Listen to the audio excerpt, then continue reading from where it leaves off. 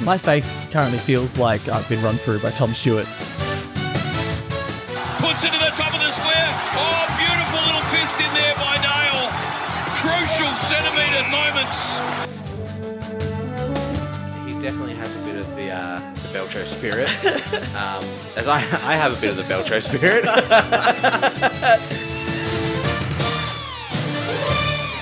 Hello and welcome back to the podcast that just had a 3-week holiday to Sicily, despite the fact that it's only been a week.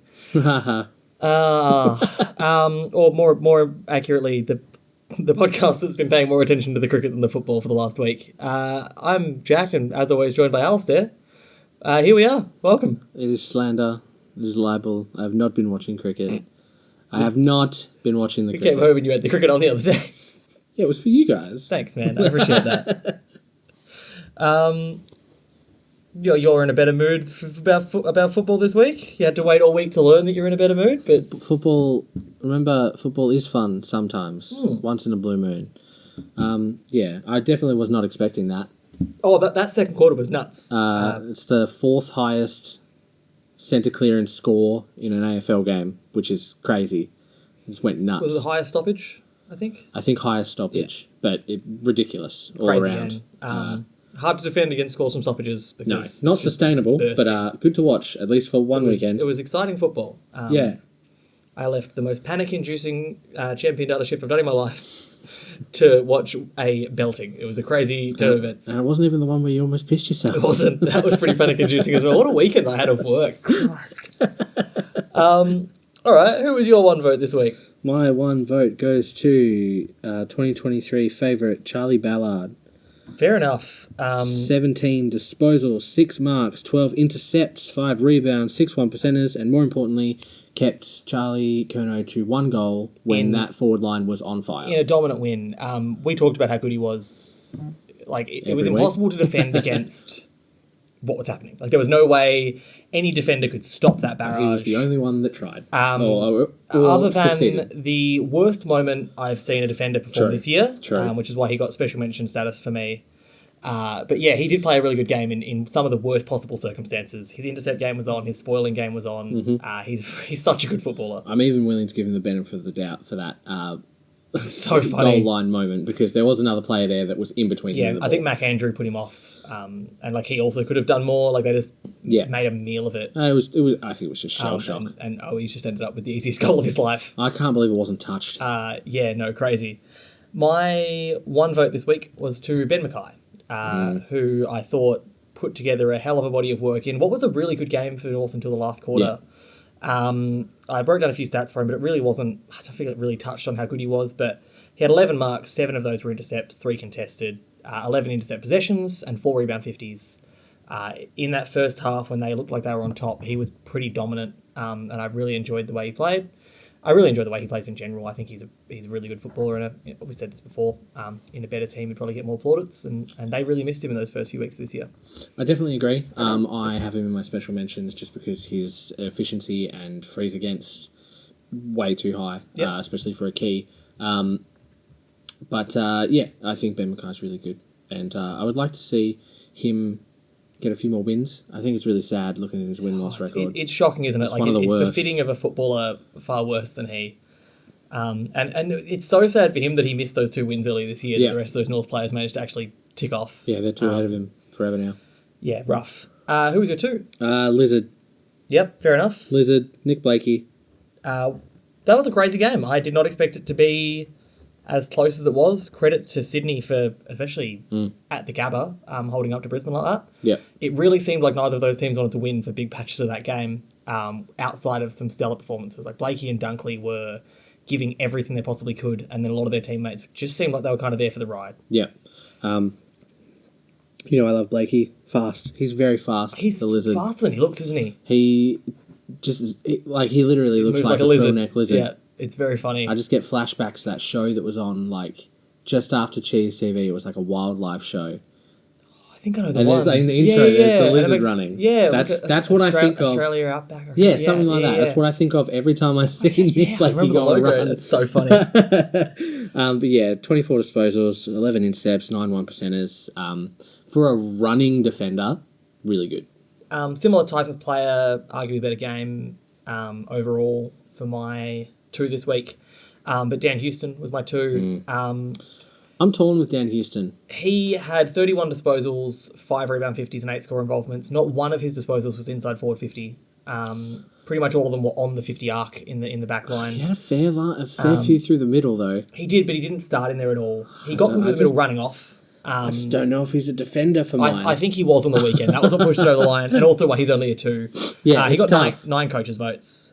He did. And yeah, none of them inside forward 50 ticked me over the edge. It was 50-50 between the middle section and the back section. He's probably one of those Great players this year that we're just missing votes on because He plays too much of a midfield. I just don't see him as a defender.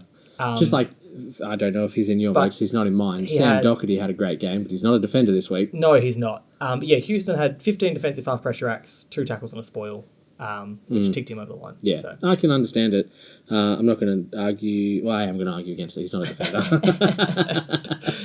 Who was your 3? My 3 is Jacob Wiedering. He was my 4. He's your 4. Yep. I thought it's really weird how well he plays in the side when Lewis Young isn't there. And Kemp took over that intercept game perfectly. Yeah, I've got Kemp in my special mentions, but Wiedering looks free and can actually play to his strengths. He gave King an old-fashioned buff. Yeah. King had a few pot shots from bad angles, but... Yeah, and I think 2 of them were from free kicks. So like he barely registered he barely earned one. I feel like his stats don't do his game justice. No, We've talked they about it don't. Before 6 marks and 4 intercepts, 4 spoils, 3 pressure acts, and 7 intercept disposals. But great game. Intercept disposal, I like that. Intercept possessions, yeah. I think you'd be hard pressed to find someone who didn't have him in their backline this week if you're picking a team of the week. Especially because there's only 6 games. Yeah, it's very hard to pick very players true. this Yeah, had a week. better game than that. My 3 votes went to Aaliyah. Cool, he's my 4. Perfect. That's a nice little swappy. So... 4 spoils, 6 defensive half pressure acts, 4 rebound 50s, 16 disposals at 87, 8 intercepts, 6 contested disposals. I think what was more important was that he really removed Hawkins' influence in the game. I know he had 2 goals, but like Aaliyah really removed Hawkins' goal assist ability and his ability to set play up. It's a different tactic from Hinckley, which I liked, as to what they've done before. Yep. And I think Aaliyah played it really well, considering he's not always the one-on-one defender. Yeah, it was an uncomfortable spot for him, and he did it really well, especially in that second half. Like, once the 50s started drying up a bit for Geelong and it became more of a contest, it wasn't, as we said about, it's hard to defend those centre break clearances which Geelong were getting when Bruin and Dangerfield were doing well. When it started being general kicks inside 50, Aaliyah had Hawkins' number completely. So yeah, it was a really good game. Which takes us to my 5, which is probably Nick Vlauston, I would have to assume. It is. So that's 2 weeks in a row I've given Nick Vlauston 5. Yeah, I was going to say I've given him 5 finally this week after you being bemused that I didn't last week. Yeah, I don't know how that didn't happen, but we won't go over that. This week he played in a miserable game. Once again, horrible weather. Nick Vlauston has decided to be the best footballer on the ground. Yeah. He is, for a Richmond defensive side that was not holding up very well, he was. Kind of like Charlie Ballard was for the Gold Coast, but more influential somehow. He's had back-to-back season best performances in 2 games in horrible weather. Mm-hmm. Obviously loves the wet. They really... Richmond put a player behind the ball as a gambit because it let Sinclair do the same thing at the other end. Mm-hmm. And I think in a shock to most people, Vlauston came out on top in that battle. Yep. Sinclair had to go back into the middle because he was not having the same effect behind the ball as Vlauston was, especially not in the wet. Sinclair's ability to play the smooth game he plays wasn't there, whereas Vlauston plays such a pressure and hard game that it was so perfect for those conditions. 23 disposals, 6 rebounds, 11 intercepts, 9 marks and 6 intercept marks in wet weather. 70% in wet weather. And then throw in 3 spoils, 3 pressure acts and 2 tackles, all in the back half for good measure. Great game. He's playing some really good footy when Richmond really need wins. Honestly, if he plays like this for the rest of the season, I'll penciling him in for the 3rd All-Australian key defender spot. Yeah, I think so. Which just puts him in there. It probably knocks out... not really key-sized. He's a little bit short. But he's the 3rd. He'll get in there as a 3rd for sure. God knows they won't actually pick a lockdown defender. Great footy from him. Once again, they have won 2 really important games in a row for their season against teams that will likely end up in the same bracket as them. and it's done real damage to both of those teams' seasons in St Kilda and Freo. So McWalter's having a great time, I think, coaching that footy team. So They got Brisbane after the bye, so that'll be interesting. yeah, well, you talk about the bye, and obviously it's a pretty discussed topic, and I'm going to talk about it as well, despite the fact that I think everyone in the world What has. a segue. We're 4 from 4 now with teams losing after the bye to teams who One team won. against the team from the bye. Okay. So Such a stupid start. 4 from 4 have lost after the bye against non-bye sides. 3 of them started favourites. So you've had Brisbane started favourites against Hawthorn and lost. Freo started favourites against Richmond here and lost. Gold Coast started favourites against Carlton and lost. Port were expected to beat Geelong anyway. I think this week's going to be the real interesting one to see if it is actually a trend. Because this week, What have we got? Hawthorn are playing Gold Coast, which probably less interesting. But Essendon playing Freo, you'd expect Essendon to win that, and if they don't, that's another one for the ledger. Freo are far and away favourites in that game. Are they? Yeah. They shouldn't be. Melbourne playing Geelong, which is tough because Melbourne's record in Geelong is awful, but they are playing much better football. And West Coast and Sydney, which you'd expect Sydney to win. But Not you. if we see, not me, I have tipped them, I'll send you a screenshot of it actually locked in when the game starts. But if both Geelong and Fremantle win, I think that's 2 more that really fit in that column of teams that should have won and haven't. And then there's all 6 teams that have the bye this week play teams that didn't the next week. So that'll be obviously just complete matchups the other way. Okay, and what happens if 2 weeks' time Then- it comes out and it's 10-4? Then everyone needs to think about matching the 2 teams who had buys up. I meant 10-4. The other way? All the other way. Then that's maybe fine. But if there is, an so issue, if you which win after the bye, no His- problem. no, but if you histori- lose after the bye, it is a problem. Historically, teams lose after the bye more often than they win. And the AFL has the ability to match up teams who have the bye against each other in the fixtures, and they don't. I just don't see a problem here. The fixture is unbalanced anyway. Yeah. They're not right. going to fix the rest of the fixture, so why fix this? Because it's an easy fix. So's the rest of it. Yeah, well, not having the 32 or 34 game season. That's No, an easy obviously, fix. but you play everyone once, and then you do lots based on ladder position. Yeah, which would be easier. And Would they be won't, They easier. won't do it, though, because they'll miss out on Essendon and Collingwood twice, Yeah. Freo West Coast twice, that Exactly. kind of stuff. But, that's the easy solution, and they don't do it for money. And they have probably some bullshit reason for why they have to split the bye over buys. 4 weeks and 1 They week. should have, only they 2 should have weeks started add them up. this week when the Ashes were on, so they could have all the buys split over the Ashes weeks. Essendon's logo. Racist! We meant So it's too loud, wasn't it? woke bullshit. So like I talked about earlier in the year how I thought that it was a dumb mascot, right? Maybe. And I don't remember anything you say. but my thing is they're looking at changing it because it's quote unquote aggressive or offensive. Well, they're not looking to do it. I think that's hyperbole. They've asked the members what they think, but change it because an aeroplane's a dumb logo for The a football members team. are just going to say it's fine. We don't because care. It's been And their also, logo for 100 years. if they're not going to change the name of the football club, which is the more inherently aggressive thing, like an aeroplane is not. You can make it a meth head wearing a bomber jacket. You could, or just like a Kathmandu hippie. I like meth head better. Yeah, Matches. but like, if you're not going to change it from the Bombers, there's no point in changing the aeroplane. No, I Like, agree. you are called the Bombers. Like, it doesn't matter what you do after that point. Make it a dude like jumping into a swimming pool, like curled up or something. I don't know what the plan is there. Like, it's a dumb thing to do, and I think it's just an easy way to get clicks and attention. But what are they getting clicks and attention for? I don't know. Are the Essendon Football Club going, oh shit, we need to sell ad space this week? Maybe. No? No, probably not. Maybe they want member engagement. You can find better ways to do this. Yeah, you could. We You talked could about... literally just get everyone to tweet in their favourite Essendon moment, and at the end of the week, they'll have Peter Wright give a thumbs up to one of you, and they would eat it up.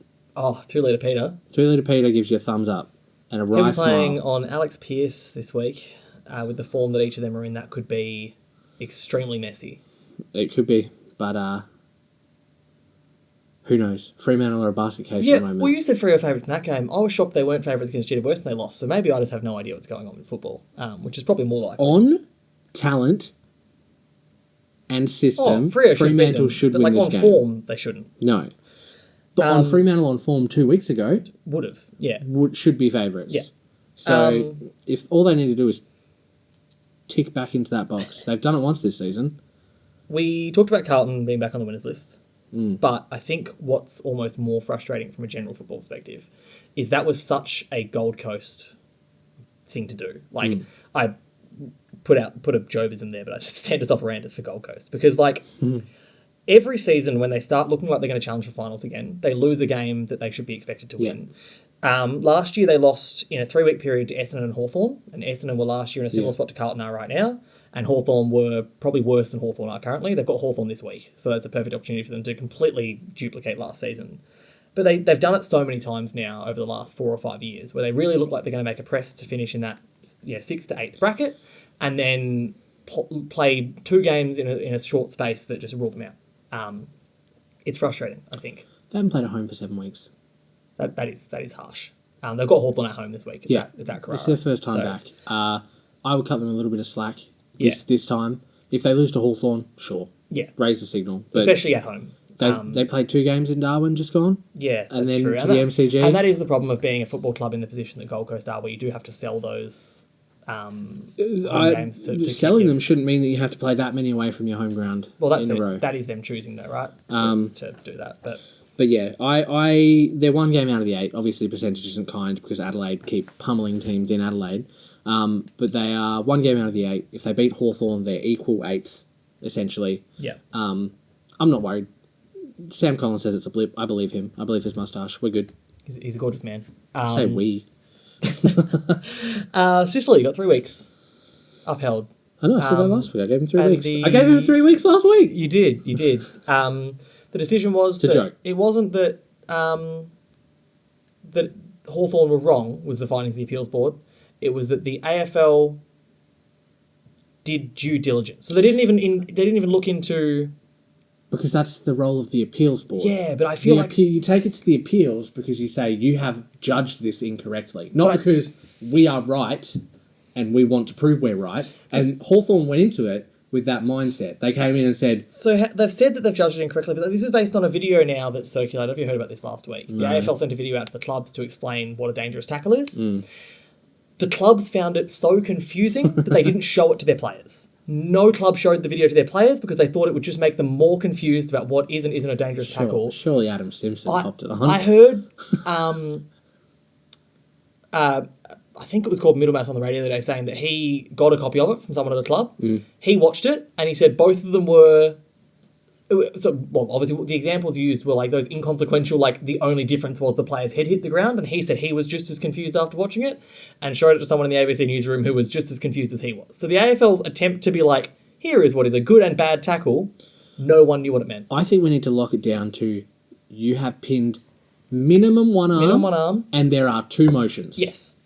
That is it. If you have pinned an arm and you have them in the tackle and then you swing or force them down, that's a dangerous tackle. We've seen moments this year where neither arm has been pinned and they've been done for a dangerous tackle, where the wrong arm, like the opposite side arm has been pinned and they've been able to get the arm down, it's still been... Where they haven't even been tackling them. Or it's been the Brad Close one, where it was this far off the ground in one motion. Yeah. There's no consistency at all. There is zero consistency.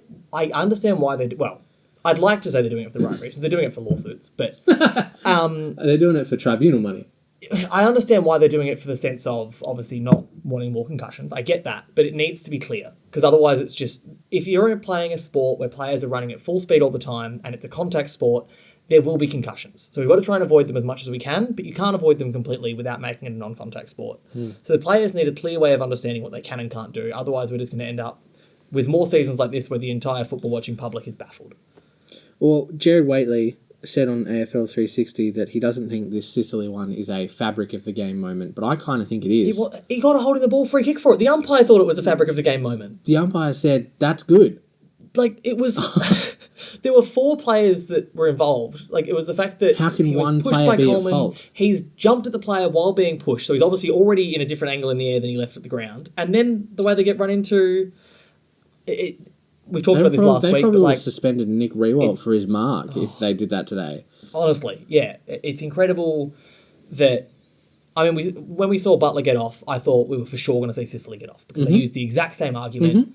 Yet, because Sicily's ended up in a freak accident, it was obviously a horrific thing to watch. He's back at training this week, so he's fine. But because it ended up the way it did, he's got the massive punishment, and it's unfair on Hawthorn's season, who were starting to play some really good footy thanks to his great leadership and captaincy.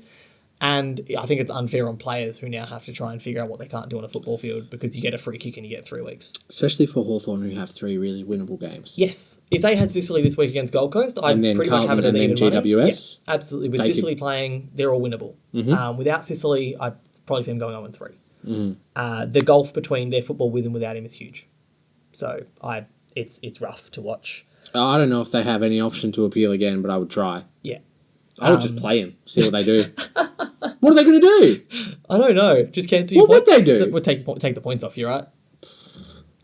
I'm going to win anyway. I heard that after Dangerfield's rib and collapsed lung, that because of how a collapsed lung works, he had to get driven home. Can't fly with a collapsed lung, so he had to get driven all the way back. From Adelaide? From Adelaide. That would be far less comfortable. I can't imagine... I'd rather that than my lung popping. Oh, yeah, I'd rather that. I'd rather just not Who have a drove collapsed him, I lung. wonder? Did you go with players, or was it like... All the players flew back on the bus. They flew back on the bus? Flew back on the bus, yeah, they got the Magic School bus. Flew back on a plane. So, no, but like, who... It would be annoying having to drive all the way from Adelaide to Geelong with like the club doctor or someone you're not really like close mates with. Just like the physio. It's a business trip. Yeah, that would be uncomfortable. He's already got a collapsed lung and a broken rib. Do you take any family over to Adelaide with him? I don't know. See, these are the things you should find out before you bring this shit to the podcast. I'm sorry. Man. Yeah, I should have looked deeper into it. Tweet the AFLPA. I'm sure he's checking the replies. Yeah, he's been very active this week now with the media now that he's not able to train. He was saying that obviously because he played out the game as we saw, and he was saying the reason he didn't pick up on it himself was that it just felt like he was like, I'm 33 and playing AFL. I always wheeze like this. Yeah, well, he was just saying that like it just felt like he didn't have the aerobic capacity, and it wasn't until he started feeling pain in his neck and back and not his ribs that the doctor was like, "That's not great. That's not what you should be doing," and sent him to hospital for scans. There's been some horrific injuries this year. I know there are every year, but like some of them. Yeah, it's when it's like severed tongue and ruptured testicle. Yeah, exploded rib. Not ideal. Aaliyah's moved into the top 5 on those votes this week. Takes up to 20. Still a gap. More Wilkie, Andrews, and Sicily are still a fair way in front. But 15 votes to Vloster doesn't get him to the top 5. No, is he 6th? He would have to be very close. He's not on this scoreboard I've got here, but I think he'd be equal 6. That's what a couple of good weeks can do for you. And that's a gap. 20. Aaliyah's on 20 in 5th. Yeah. And then it's 19s, 18s, 14s like that. Who's top again? More still. Okay. By 2 votes, which is probably fair because he's having a fantastic season. More Andrews, Sicily are the top 3 at the moment. I think that game looks really interesting to me.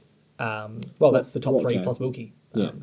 I think Wilkie's dropping off. Collingwood-Adelaide game, because Adelaide have a lot to prove now after continuously losing away from home. It's being played at the MCG, which means I think Collingwood win easy. But if Adelaide want to show that they've got the ability to play finals this year and play a convincing game of football, they have to at least get close in this game. It would be amazing if they won it. It would be. But yeah, if they can't get within 3 goals of Collingwood, then teams are going to go in with a mass amount of confidence against Adelaide when they play them at home. Mm-hmm. Adelaide is a terrifying game this year. Don't want to do that again. Either team, Port or Adelaide. Play other than there, you're probably going to lose. Whereas Port are able to travel. In fact, I think they've got it was 8 games in a row they've won at Marvel now. Helps when you've won your last 12 or whatever. Yeah, that does help. Whereas, Adelaide just leave Adelaide and they fall apart. We saw it against Gold Coast. They got demolished by Gold Coast in Darwin. But Darwin games are always an anomaly. They are, yeah. We've seen Melbourne lose them against, it was Adelaide a couple of years ago, I think it was, when Adelaide were playing rubbish footy. So I'm interested to see St Kilda Brisbane. I think Brisbane win it easy. But again, St Kilda's season on the line. It's a home game. We'll say St Kilda's season on the line. They're in 5th right now. Like, they're sitting pretty with the teams below them just falling apart. They are, yes. But they're almost locked into the 8 at this point. They can't keep losing games the way they have been. I mean, if they keep with their win-loss, they'll be fine. If Melbourne beat Geelong, that'll be huge for their confidence. Having not won in Geelong for years, really cements them in the top 4. And Fremantle-Essendon is big for both of those teams, especially Fremantle at home. Yeah, if Fremantle win that, Essendon are in trouble. And if Essendon win that, Fremantle are in trouble. So it's a different kind of trouble. Like, Fremantle lose that, they're done, right? Yep. so we can write them off. But if Essendon lose that, all the doubt sinks in. Yeah, there's a big difference in, though, that, like, Essendon were, as fans, probably hopeful they would play finals this year, whereas Fremantle were expected to play and feature... Top probably, 4. Yeah. Like, hoped to be top 4, expected to be top 8. So if Essendon lose, it's not the wheels have fallen off or anything. It's just a case of probably about where they sit. And we've seen them only beat a couple of the stronger teams this year, which is probably fair. Whereas if Freo lose that, especially at home, then there's huge concerns for what's going on there with some of the games they've lost. They really looked like they were coming back into form, beating Geelong and Melbourne back-to-back in really good performances. And then to lose the last 2 games they have the way they have would have been really frustrating for Freo fans. Yep. It's not great. And oftentimes you do see this from teams. A team will make the finals, then they'll drop really low. They'll inject 2 or 3 young players, and then suddenly, premiers. Especially when it's... Melbourne. Yeah, but especially when it's a team that hasn't made finals for a while. Yeah. They feature and then they drop out. Richmond did it as well. I remember they got pumped by Port, and then suddenly they were... And that was when they were being laughed at for their plan, and then obviously they came good after that. So I don't think it's... Port might even be a good example with their season they had last year. Like, teams... They went right down. Teams do have that blip year. Sydney as well, they had 2, but like... Do you have to make the finals to do that? Yeah, maybe. And we do see it a lot. So I don't think it's all doom and gloom for Freo, but it's just that they were expected to do a lot better this year. Season's over if they lose this one, so... Yeah, absolutely. And they don't have an easy draw running home. Nope. This was meant to be their easier patch of games. I did my ladder prediction. It's not good for them. And then the teams with the bye this week, Port have a chance to relinquish top spot again to Collingwood. I feel like there's going to be a bit of trading back and forth between them for the rest of the year. Absolutely. North Carlton, I'm just glad I don't have to watch my team play this week. It feels great. Richmond and Bulldogs could both get jumped by teams, obviously winning around them, because that cluster is really tight. Richmond have the advantage of the bye. Not the bye, of the draw, which we weren't saying about them earlier in the season, but now we are. If one of Geelong or Adelaide win the upsets in those games, they'll make a massive jump past a bunch of teams in that cluster.